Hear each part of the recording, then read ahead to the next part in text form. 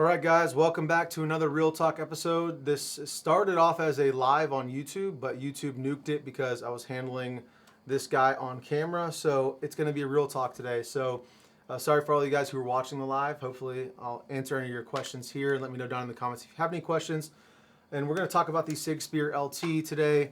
My renewed love for it, but I still kind of hate it. And we're going to talk about why that is today. Before we do, I want to take a moment to thank the biggest sponsor of the channel, which is Brownells. If you guys do want to support the channel, please head over to rangedabro.com. You can check out our discounts page, our loadouts page. Make sure you sign up for our email list over there. Make sure you like and comment and subscribe. All the things. Love you guys. Thank you so much for all of the support. Now, the Sig Spear LT, this is the 11.5 5.56 variant. I also have behind me the 9-inch 300 blackout variant. So I have a lot of time. I've owned this rifle, this SBR now for about a year and a half-ish. So I've had it for a long time. I've put over 5,000 rounds through this guy right here. A lot less, but still a lot, like 2,000 through the 300 blackout version because 300 blackout's just really expensive. And it's just a little less versatile. Don't get mad at me for saying that. I guess it's more versatile in a way, but it's a little less in common use, I'll put it that way. But have a lot of time on this thing. And before the FRT L3 situation came about, I kind of felt like this was an overpriced, overweight version of a 5.56 gun.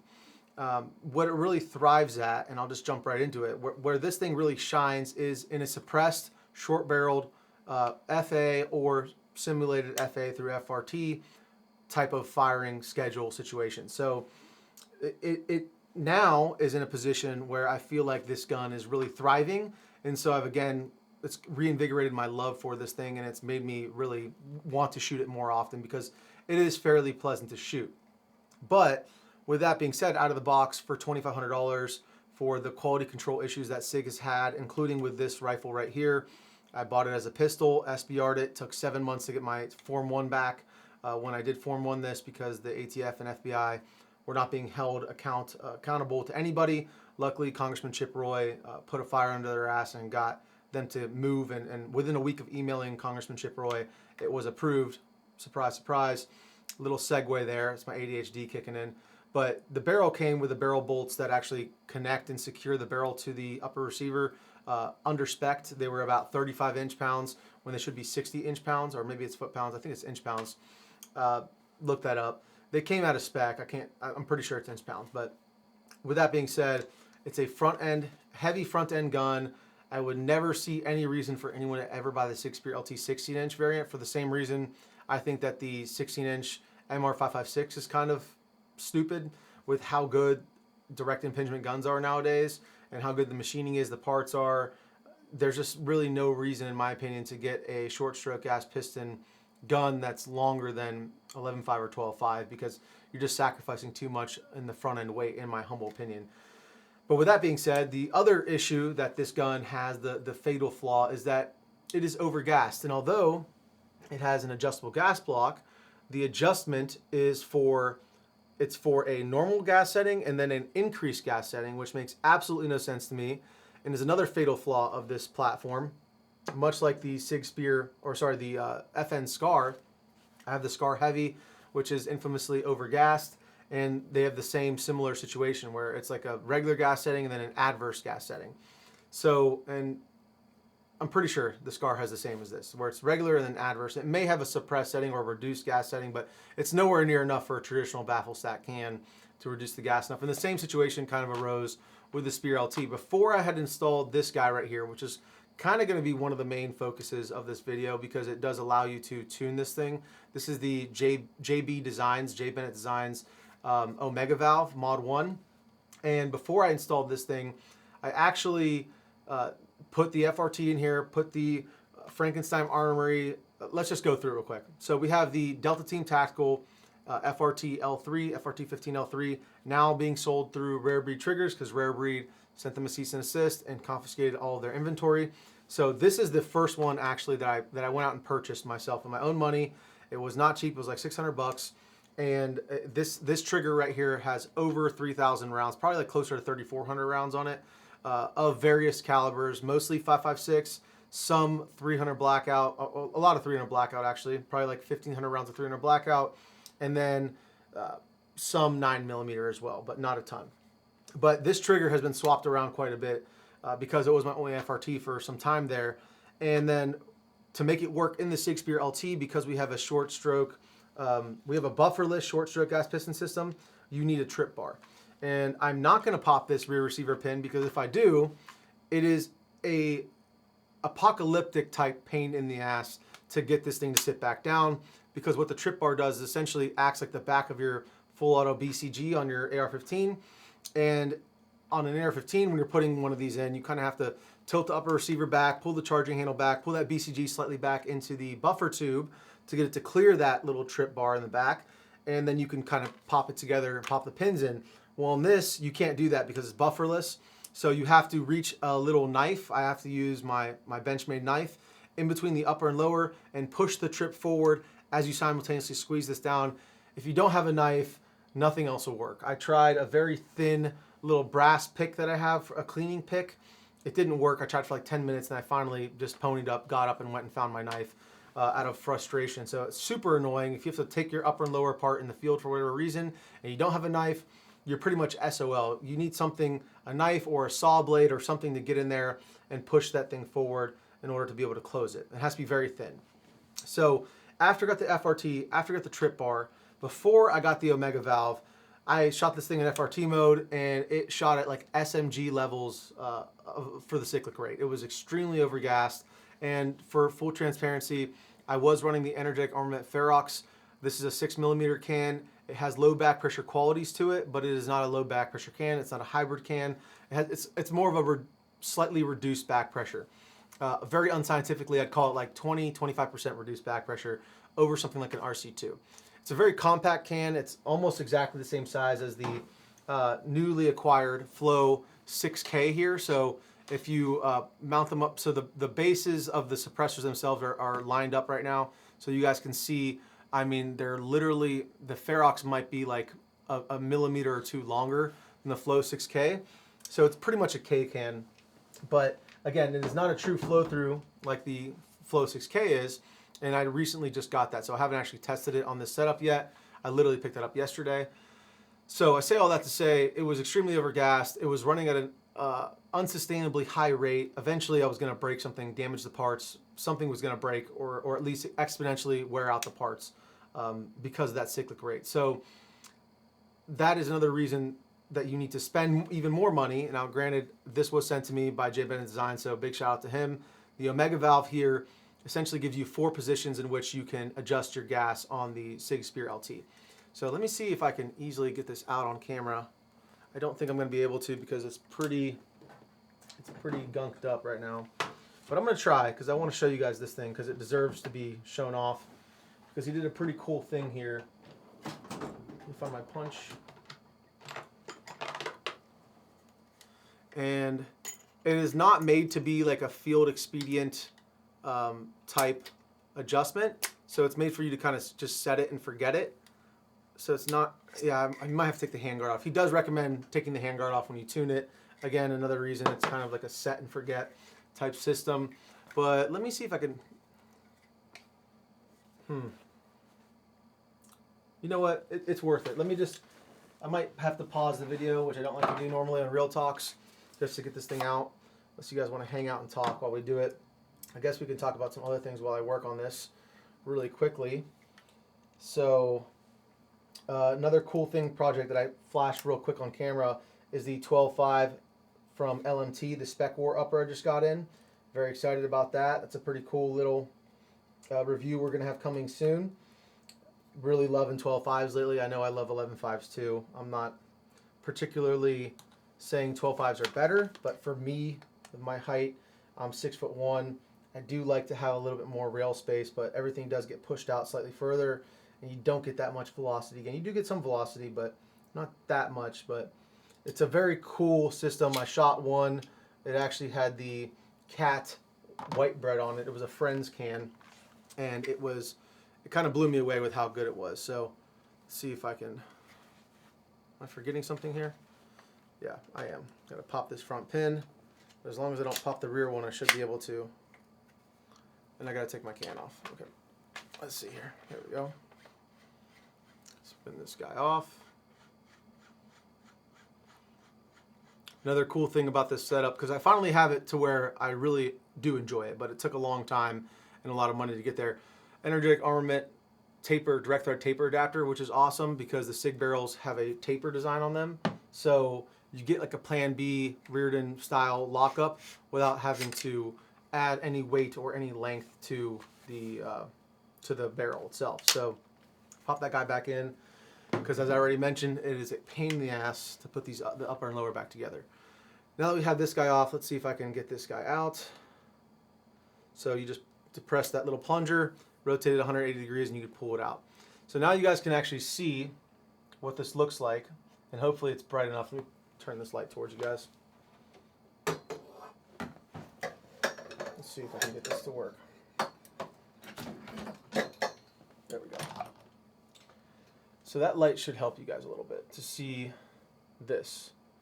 Hopefully you can see that. So there's 4 settings on here, and in addition to the 4 settings, you probably won't be able to see this because I can barely see it with my own eye.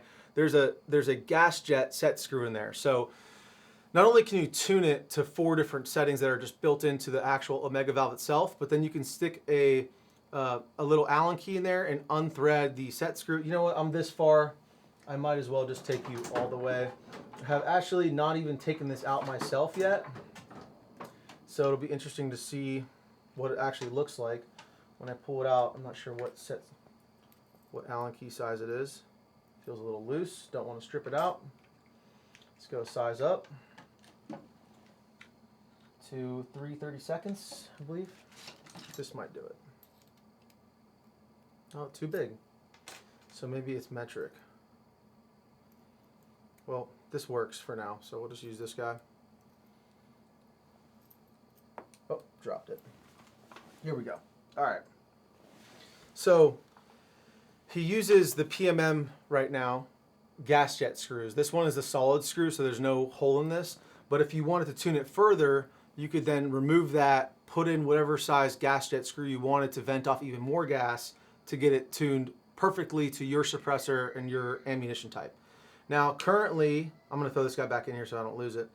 Currently, I have it being run with the Ferox with AAC 77 grain ammunition on setting number 2.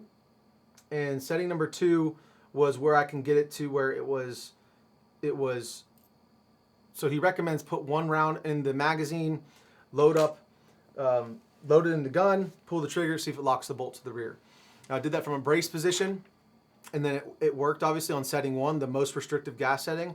And then I did it again where I limp wristed it like so and let it shoot and kind of didn't give it any support, and it did not lock the bolt to the rear on the limp wrist shot. So then I turned it up to gas setting number 2, did the same thing again from the shoulder, it locked it back, and then I did it again, limp wristed it, it locked it back. I checked it about 3 more times with 1 more round in the magazine to make sure as I was limp wristing it, it would lock it back. But if I wanted to further tune it to get it to run even smoother, I could put a different size gas jet in there that would vent off more gas and get it to run even smoother, because it was, I wouldn't say it wasn't over gassed, it was just more of like a combat gassing even on setting number 2 with the Ferox. And I could probably get it to run even smoother if I'm going to make sure I'm running the same ammunition every time. I prefer to lean on the slightly overgassed side so that if I'm running underpowered ammunition or whatever it is, if the gun gets really dirty, I can just, again, have it be slightly overgassed so it's going to run reliably. Now the alternative is I could tune it perfectly on setting number 2, and then if it starts to get gunked up or I'm running lesser powered ammunition, I could just turn it up to setting number 3 and introduce more gas to the system that way. So theoretically that may be the route I go. We're going to see. I don't have a ton of time on this. I probably only have about 300 rounds through this thing, but I was very pleasantly surprised with how well it worked. So I guess since we're here, I'll just show you real quick. So when the OEM guy is in here, like so, you got to push that plunger down. This is what it looks like when the OEM guy's installed. So to replace it, it's as simple as pushing down the plunger right here, turning it 180 degrees, and then you can pull it right out. And then you just replace it with the Omega valve right here the same way. Push the plunger down, rotate it, and then you're locked into place. Now, you could see when the rail is off, you can easily turn this thing. Now, this was his demo model. He did tell me like the newer ones would probably be a little bit harder to turn. And with the handguards on there, it is a lot harder to turn. I kind of had to use the tip of a bullet to turn it. So it is more of a set and forget type situation. But again, it is what it is as far as that goes. I think most people who are buying this are going to just set it and forget it. But that's how that works pretty much. And I guess we could just throw this thing back together now that we showed that. With that being said, where does this live in my mindset as far as like the utility, the actual use case for where, you know, if you want to get this gun, or if you already, I mean, there's two camps, right? If you already have it, then you're kind of, if you want to keep it and you're stuck with it, you don't want to sell it, then you kind of have to go the route of the Omega Valve if you want it to be tuned properly. If you are thinking about getting one, I would say the only reason to get one of these is if you want something that's like a modern day 416, that's going to give you the ability to run a short barrel suppressed in FRT mode and not completely gas you out, even though there's a lot of ways to get around that now with a regular DI AR. And that's kind of where this thing thrives, and that's why I already had this. I already had the FRT, I already had all these other things in my possession, so I wanted to go ahead and make it optimal for my use case, and that's what this Omega Valve has allowed me to do. The last thing I will say is if you want a modern day 416, HK is now offering 416 uppers in the 11.5 barrel length with an adjustable gas block that has a suppressed setting, which, my God, thank you HK for doing that, because again, SIG and FN still don't seem to see the writing on the wall. Suppressor ownership is at an all-time high. They're not going away. Shooting suppressed is just better for everybody the guys are shooting around, for yourself, and so it's really nice that they include a suppressed gas setting on the modern day MR556 11.5 upper, and they do sell it as just the upper if you don't want to buy the whole thing, which is great. So you can just buy the upper. You may need to buy the HK spring and weight because, in my experience, at least with the BRN4, which is an HK clone, it was very overgassed. Now, granted, it didn't have a adjustable gas block, but again, just some things to consider. And now that I finally have in this configuration, I think it's really cool. I love the ambidextrous lower. But with the FRT, with the trip bar, and with the Omega Valve, and this can directly threaded onto it without a chemo or a bunch of heavy stuff out here in the front, I think this is a very capable and I think it's a very optimal setup for a home defense rifle. And I love it now. But it took me a long time to get here. And if I had to do it all over again, I probably wouldn't go this route. In 2025, as of filming this video, I probably would just invest that money in an MR556 11.5 upper with an adjustable gas block from HK, who makes phenomenal things. Granted, still not a chrome line barrel, which a lot of people want. This does have a chrome line barrel, but HK quality is just really hard to beat. So I guess that's pretty much going to summarize it for this video. I'm still waiting on the Omega Valve Mod 2 to come out for the 300 Blackout. Pre-orders just opened up for that. I know this is sounding like a big ad for the Omega Valve, but he did send me this one, but I make no money off of him selling more, or selling any rather. I just think it's a really cool design, and it's pretty affordable. I think they're priced at about 150, 160, 180 bucks around there. Not cheap, but again, if you already have this rifle and you don't want to lose your ass on it selling it, it is kind of the only way to make it a smoother shooting gun, because nobody makes stronger springs for this guy, as far as I know. Geisley makes them for the MPX, but not the MCX. So I guess that's going to be it, guys, for today. I hope you guys enjoyed the video. If you do like this content, please make sure you go to rangedabro.com. If you guys need something, you can use my affiliate links to buy it. Don't buy anything you don't need, but if you're going to get it anyways, it means a lot to me. If you use my codes, my links, RDB10 saves you guys 10% off order of 150 or more over at Brownells. And yeah, like, comment, subscribe. Let me know what you guys want to see next on the channel. I love you guys. Drink a lot of water. Christ is King. Take care.